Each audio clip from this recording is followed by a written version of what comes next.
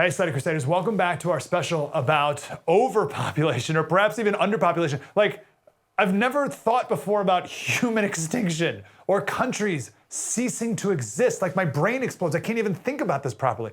The authoritative source on this is Darrell Bricker. He's the CEO of Ipsos Public Affairs. He's the author of Empty Planet, The Shock of Global Population Decline. He's the authoritative source on this issue. Darrell Bricker, how are you, Darrell? I'm doing great, Mike. Thanks for having me on.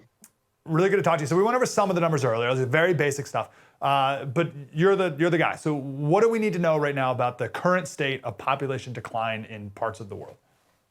Well, it's probably going to peak at a lower level sooner than anybody was anticipating, COVID being part of it, but also some of the trends that we talk about in the book really biting in and getting more extreme over the space of the period of time since the book came out.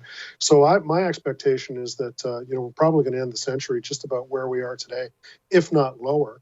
And the peak of the population is probably going to be somewhere between 2040 and 2060, probably going to 2040, closer to 2040 than to 2060. So things are changing really, really fast.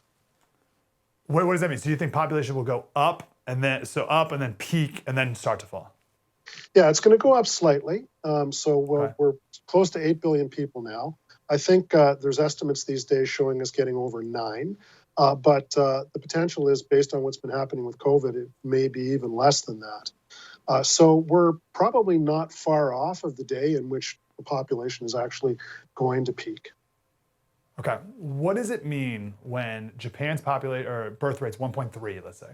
What does that mean for the future of Japan? Like, take me out 100 years from now. What does it mean when a country, there's no more Japanese people? Like, I don't get that.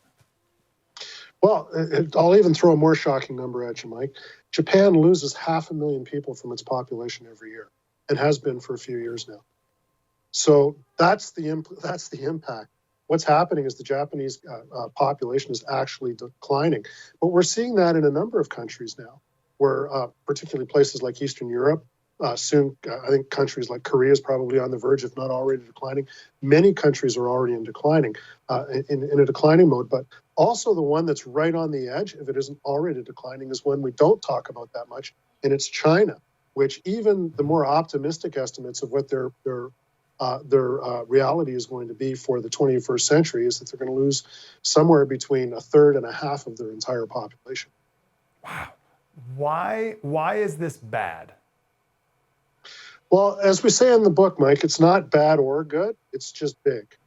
And that's the thing. It's good for certain aspects of what's happening on the earth. It's bad for certain aspects of what's happening on the earth and with humanity. It just depends on what angle you want to take a look at it. And it's a bit of a mixed bag. But the truth is, at the moment, nobody's really talking about it. You and I are talking about it. I mean, the people who read the book obviously were interested in it. Certain people are now starting to kind of recognize this, but we're kind of existing in this unusual state in which countries that are actually dealing with it are kind of dealing with it on their own, and we're not necessarily looking at it as a global phenomenon. Hey, Slater Crusaders, we've been told for decades now that the biggest problem in the planet is there's too many people.